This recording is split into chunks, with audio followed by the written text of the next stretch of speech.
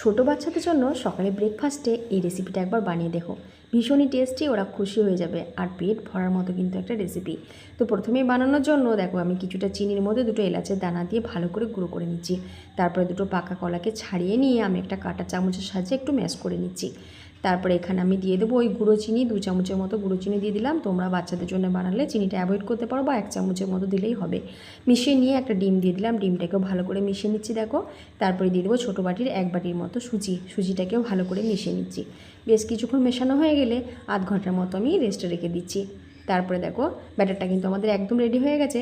এরপর প্যানের মধ্যে অল্প ঘি দিয়ে একটু গুলিয়ে নিয়ে আমি ছোটো ছোটো করে প্যানকেকের আকারে দিয়ে দিলাম। এরপর কিন্তু লো ফ্লেমে এগুলোকে ভেজে নিলে আমাদের টেস্টি রেসিপি একদম রেডি। বাচ্চারা ভীষণই খুশি হয়ে যাবে, একবার বানিয়ে দেখো। আর বাড়িতে বানালে অবশ্যই আমাকে কমেন্টস করে জানিয়ে তোমাদের কেমন লাগলো। আর হ্যাঁ, চ্যানেলটিকে অবশ্যই লাইক ও সাবস্ক্রাইব করে দিও। চলো আজকের জন্য এটুকুই, বাই বাই।